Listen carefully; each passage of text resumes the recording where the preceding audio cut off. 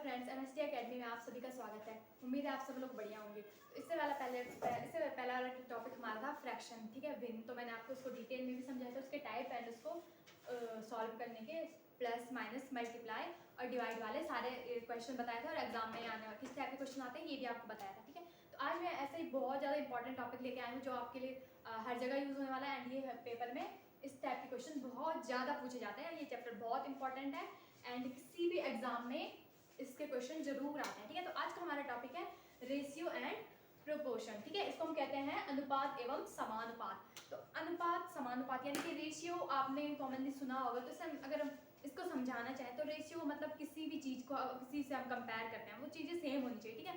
जैसे हम यहाँ पे एक एग्जाम्पल ले लेते हैं, ये हमारे पास एक मार्कर है, ठीक है, एंड एक ये थोड़ा सा बड़ा है, इससे हम छोटा कुछ ले लेते हैं। जैसे हमारे पास ये पेन है, ठीक है, तो हम इन दोनों को आपस में कंपेयर कर सकते हैं। क्यों? क्योंकि हमारे पास अगर हम इसको देखें तो इसकी हाइट से लेके, इसकी लेंथ से लेके, या फिर वेट, तो इसमें हम कंपेयर कर सकते हैं, ठीक है। तो हमें कंपेयर करने के लिए सेम ही चीज़ें लेनी चाहिए, ठीक है। रेशियो में हम सेम ही चीज़ें लेते हैं। जैसे हम सेम साइज़ की बोतल ले सकते हैं, मतलब एक छोटी एक बड़ी बोतल, तो उसमें जो उनका जो वेट होगा वो अलग अलग होगा, उसकी लेंथ, हाइट और ब्रेथ, ठीक है। इस टाइप से हम कह सकते हैं कि रेशियो क्या होता है, कोई भी दो सेम चीज़ें उनका कंपेयर, ठीक है। तो वो कंपेयर किस किस चीज़ में हो सकता है, एक तो हाइट में हो सकता है, और वेट में हो सकता है, और लेंथ में हो सकता है, और भी बहुत सारी चीज़ों में, कलर में हो सकता है, ठीक है। तो इस टाइप से हम कह सकते हैं रेशियो। तो इसको लिखने का तरीका, और ये तो आप समझ गए होंगे, ठीक है, कि रेशियो क्या होता है, कि कंपेयर करना, ठीक है। तो अब मैं आपको समझाती हूँ प्रोपोर्शन। तो प्रोपोर्शन क्या होता है कि जो रेशियो होता है, हमने किसी दो चीज़ का रेशियो लिया, ठीक है, एंड वैसे ही दो चीज़ों का और रेशियो ले लें। जैसे हम एग्जांपल ले सकते हैं, सपोज मेरे पास 5 रुपये थे, ठीक है, एंड आपके पास 10 रुपये थे, ठीक है। तो हमने इसका एक रेशियो बना लिया 5, 10, ठीक है। तो रेशियो क्या होता है कि हम छोटे से छोटे, सबसे छोटी डिजिट में लिखने की कोशिश करते हैं, ठीक है। यहाँ पे हमें दिख रहा है 5 और 10, हम लिख सकते हैं 1:10, ठीक है, 1:2। तो इस टाइप से हमारे पास रेशियो होता है, ठीक है। हम उन्हें मिनिमम छोटे से छोटे नंबर्स में लिखना चाहिए, ठीक है। तो सपोज मैं कह रही थी हमारे पास, मेरे पास 5 रुपये, आपके पास 10 रुपये, ठीक है, एंड हमने यहाँ पे ले लिया किसी और के पास, इसे हम इस टू भी लिख सकते हैं, इस टू, ठीक है, किसी और के पास 15 एंड 30 रुपए थे, ठीक है। कोई दो थे, उनके पास, एक के पास 15, एक के पास 30 रुपए थे। तो इसको भी हम क्या लिख सकते हैं, थोड़ा छोटा करके 1:2। तो हमारे पास यहाँ पे एक रेशियो तो 1:2, एंड हम यहाँ पे इसको प्रोपोर्शन इस टाइप से लिख सकते हैं। तो ये दोनों सेम है, तो ये क्या होगा, समानुपात, ठीक है। तो इस टाइप से जो अगर हमारे पास कोई दो रेशियो सेम है तो इसे हम उसका समानुपात कहते हैं, ठीक है। आपको एग्जांपल समझ में आ गया होगा, क्योंकि अगर हमें बेसिक समझ में आ गया कि रेशियो होता क्या है, तो हम आसानी से क्वेश्चन को सॉल्व कर सकते हैं, एंड बेसिक से ही हमारे सारे डाउट्स क्लियर होते हैं, ठीक है।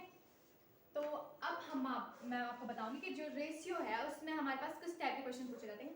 सपोज हमारे पास यहाँ पे मैंने ले लेती हूँ, हमारे पास A:B दे रखा है, वो दे रखा है 6:7, एंड यहाँ पे दे रखा है B:C, वो दे रखा है 5:4, ठीक है। अब हमें फाइंड करना है इसमें,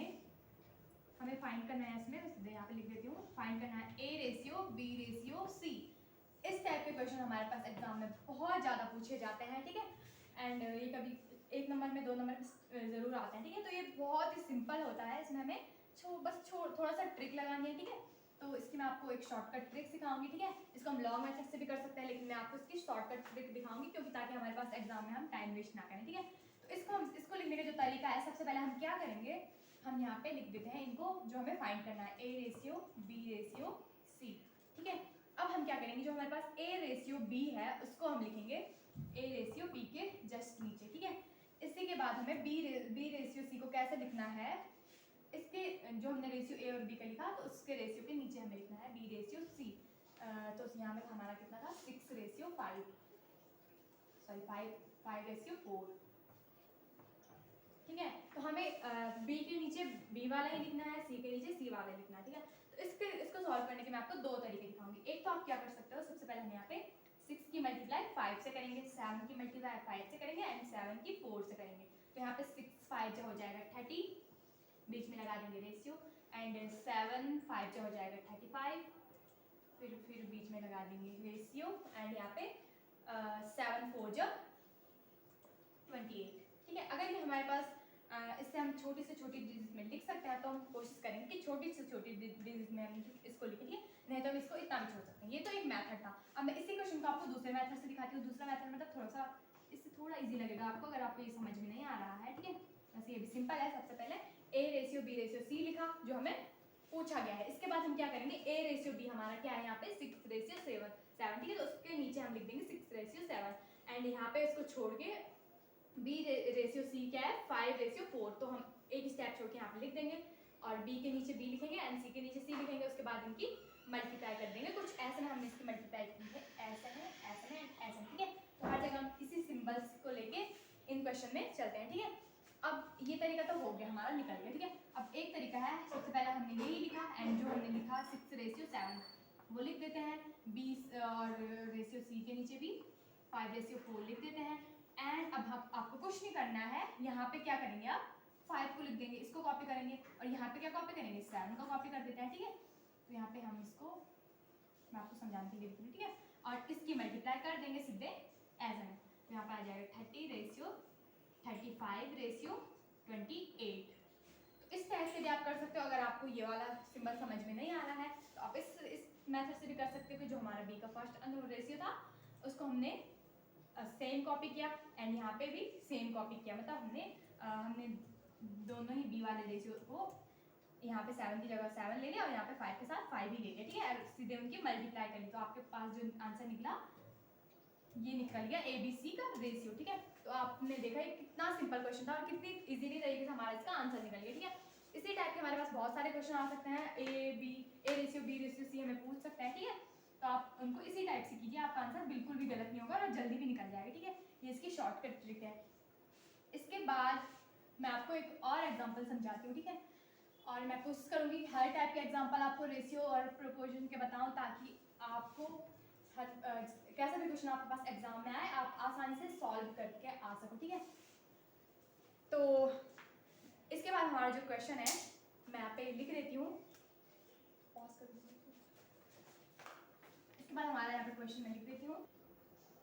तो हमारा जो मैंने एग्जांपल यहाँ पे लिया है, ठीक है, what will be the fraction whose ratio with 1/27 is equal to the ratio of 3/11 and 5/9। ठीक है, तो यहाँ पे हमारे पास क्वेश्चन दिया गया है कि हमें एक फ्रैक्शन बताना है। ठीक है, वो फ्रैक्शन हमें निकालना है यहाँ पे जो जिसके साथ जो रेशियो में तो ये वाली नंबर्स हैं, एंड उसके साथ जो इक्वल है ये और ये है। तो यहाँ पे कहने का मीन है हमें एक क्या फाइंड करना है, एक भिन्न फ्रैक्शन फाइंड करनी है। ठीक है, भिन्न फाइंड करनी है। तो सबसे पहले हम यहाँ पे क्या करेंगे, हम लेट लेंगे, लेट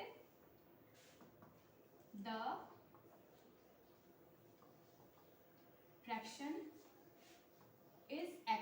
ठीक है, अगर आपके पास ये क्वेश्चन एग्जाम में आया तो आपको ये करने की जरूरत नहीं है, लेकिन अगर आपके पास किसी ऐसे एग्जाम में आया जहाँ पे आपको लिखना है थोड़ा सा, तो आप इस टाइप से लिख सकते हैं। अगर आपके पास ऑप्शन में आया तो आप इसको बिल्कुल ना लिखें, बस मैं आपको समझाने के लिए कर रही हूँ। ठीक है, let the fraction is x, हमने वो फ्रैक्शन क्या लिया x, तो x के साथ हमारे पास कौन है रेशियो में, नहीं उसको लिख देते हैं।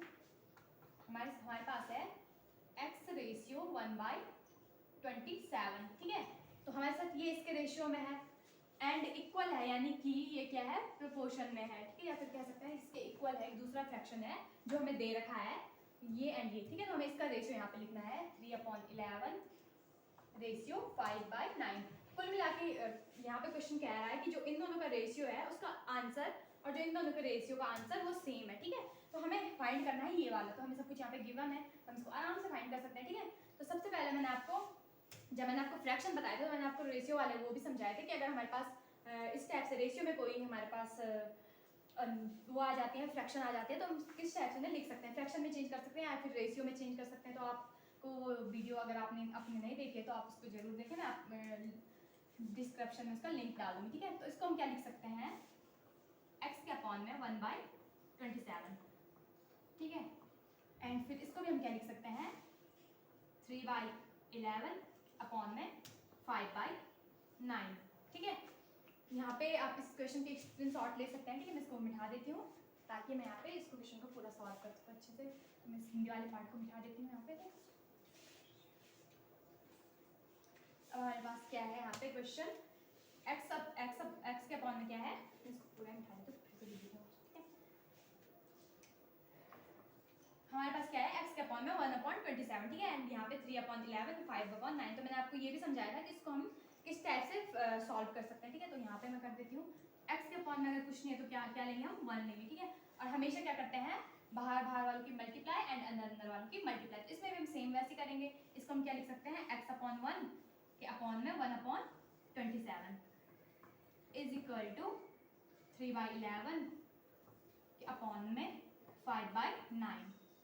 और फिर हम इसको क्या लिख सकते हैं, x/1 करेंगे इंटू अंदर वालों की मल्टीप्लाई और बाहर वालों की मल्टीप्लाई। तो ऊपर आ जाएगा 27, नीचे आएगा 1।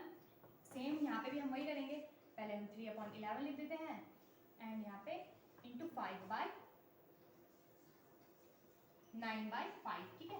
यहाँ पे भी अंदर वालों की मल्टीप्लाई एंड बाहर वालों की मल्टीप्लाई करेंगे, ठीक है। इसको सॉल्व कर देते हैं, मैं इसको यहाँ से उठा देती हूँ, आपको समझ में आ गया होगा, ठीक है।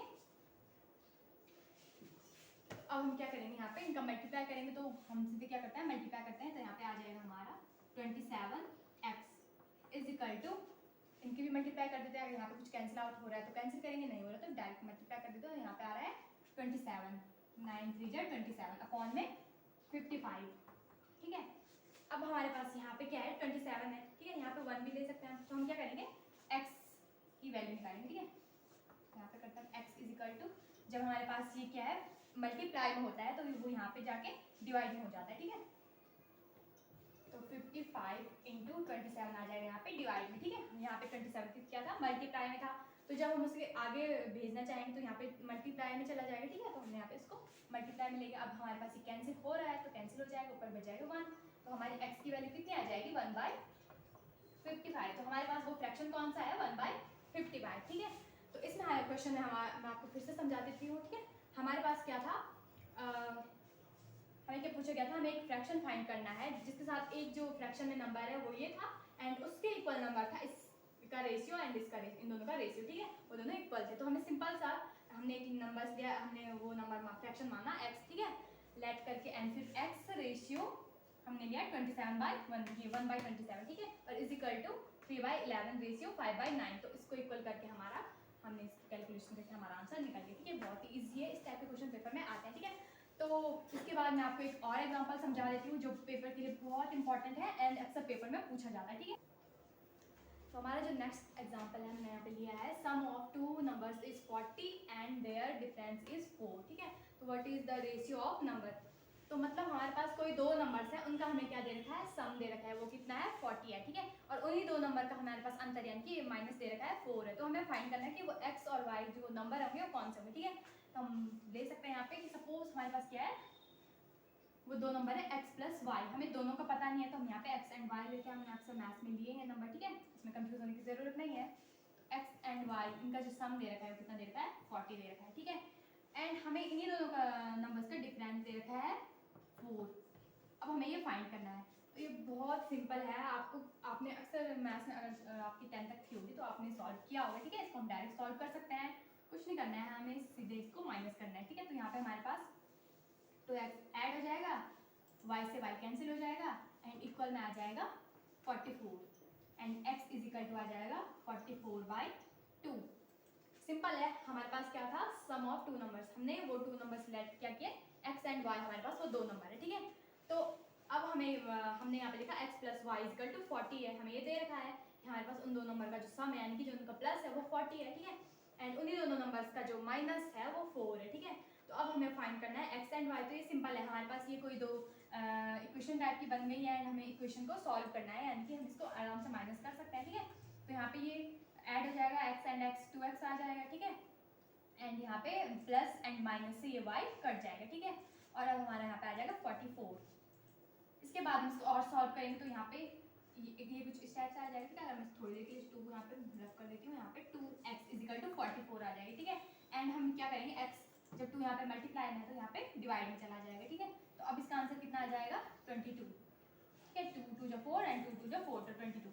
x की वैल्यू कितनी आ गई 22। अब हम y की भी वैल्यू निकाल सकते हैं, ठीक है। तो कोई भी एक इक्वेशन में हम x की वैल्यू डाल देते हैं तो हमारी y की भी निकल जाएगी। तो हम यहाँ पे करते हैं सॉल्व इसको।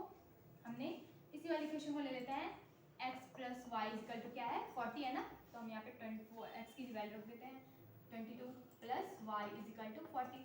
अब हमारे यहाँ से आराम से y की वैल्यू निकल जाएगी, तो y is equal to 40 minus 22, इन दोनों का अगर माइनस करेंगे तो कितना आ रहा है y इज इक्वल टू 18।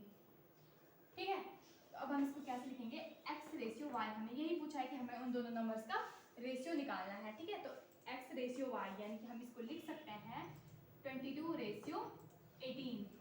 और रेशियो हमारे पास क्या होती है, इसको हम जितने छोटे से छोटे उसमें लिख सकते हैं, हम वो कोशिश करेंगे। तो यहाँ पे हमारे पास क्या है, हम 22 18 को क्या लिख सकते हैं, इसको 2 से कैंसिल करते हैं, तो यहाँ पे हमारा आ जाएगा 11 रेशियो 9। ठीक है, इससे ज़्यादा छोटा हम नहीं कर सकते, तो हमारा फाइनल आंसर हो जाएगा। ठीक है, इस टाइप के क्वेश्चन भी हमारे पास एग्जाम में बहुत ज़्यादा आते हैं। ठीक है, एंड आपको इतना लंबा करने की ज़रूरत नहीं है, अगर आपने थोड़ा सा इसकी प्रैक्टिस है तो आप आराम से इस आंसर को निकाल सकते हो। ठीक है, तो मैं आपको एक और शॉर्टकट वो मेथड सिखा देती हूँ।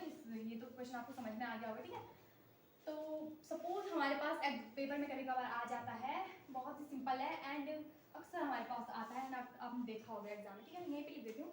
हमारे पास क्या दिया होता है 3a इज इक्वल टू है 2b, मतलब हमारे पास कोई एक नंबर दे रखा होगा, उसका 3 गुना किसी और नंबर के 2 गुने के बराबर है। ठीक है, हमारे पास इस टाइप से क्वेश्चन आते हैं। फिर हमें कहा जाता है कि हमें a रेशियो b फाइंड करना है। अब इसमें आपको बिल्कुल भी कंफ्यूज होने की ज़रूरत नहीं है। ये अगर आपके पास इस टाइप का क्वेश्चन आता है तो आप सिंपली कुछ भी नहीं करेंगे, जो b वाला नंबर है उसको हम a लिखेंगे एंड जो a के साथ नंबर है उसको हम b लिखेंगे, यानी कि 2 रेशियो 3। अगर आपको इस टाइप में समझ नहीं आ रहा तो मैं इसको थोड़ा सा इस टाइप से लिख देती हूँ। ठीक है, हम इसको क्या कर सकते हैं, यहाँ पे 3a इज इक्वल टू क्या है 2b है। ठीक है, तो हम क्या कर सकते हैं, यहाँ पे इस b को लाते हैं b के अपॉन में, यानी कि मल्टीप्लाई में। ठीक है, डिवाइड में। ठीक है, एंड यहाँ पे क्या करते हैं हम 2, इस 3 को ले जाते हैं यहाँ पे 2 के डिवाइड में, तो इस टाइप से लिखेंगे। एंड जो नंबर जिसके आगे है वो नंबर हम उसको मान के रेशियो लेके चलते हैं, तो हमारे यहाँ पे 2 रेशियो 3 आंसर आ जाएगा। ठीक है, मतलब इसको हम ऐसे लिख सकते हैं, अगर हम इसको लिखें a ratio b is equal to 2 ratio 3, तो हमारा इस टाइप से भी आंसर आ गया था एंड मैंने आपको इस टाइप से भी समझा दिया था। तो ये वाला क्वेश्चन बहुत इंपॉर्टेंट है एंड अक्सर एग्जाम में आता है, आपको बहुत अच्छे समझ में आ गया होगा। ठीक है, हमें जरूरी नहीं हमारे पास 2 और 3, हमारे पास कुछ भी दे सकते हैं। यहाँ पे ये भी हो सकता है कि हमारे पास जो a है वो b का ही 2 गुना है एंड फिर हमें रेशियो फाइंड करना है, फिर और भी बहुत सारे एग्जाम्पल इस टाइप के हो सकते हैं। ठीक है, तो आपको ये चैप्टर बहुत अच्छे समझ में आ गया होगा। ठीक है, तो थोड़ा सा मैं आपको समानुपात यानी कि प्रोपोर्शन भी समझा देती हूँ, तो इसमें भी मुश्किल नहीं है। ठीक है, ये बहुत ही सिंपल है। सपोज हमारे पास कोई 2 रेशियो हमें दे रखे हैं, a रेशियो b, वो हमारे पास है 50 रेशियो 100। ठीक है, एंड हमें दे रखा है c रेशियो d, वो हमें दे रखा है 1 रेशियो 2।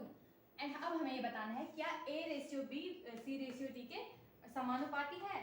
ठीक है, तो हम इसके लिए क्या करेंगे, सबसे पहले इन दोनों को सॉल्व करते हैं। सॉल्व करने के लिए कुछ नहीं करना है, बस हमें a रेशियो b को थोड़ा सा छोटी से छोटी डिजिट में लाने की कोशिश करना है। ठीक है, तो हम इस 50 रेशियो 100 को क्या लिख सकते हैं, यहाँ से अगर हम इसको 50 से कैंसिल करें तो 51 जा 50 रेशियो 52 जा 100। ठीक है, तो 1 रेशियो 2 आ गया एंड यहाँ पे हम इसको और सॉल्व नहीं कर सकते, तो ये भी हमारा क्या है 1 रेशियो 2। तो हम लिख सकते हैं a ratio b proportion to c ratio d।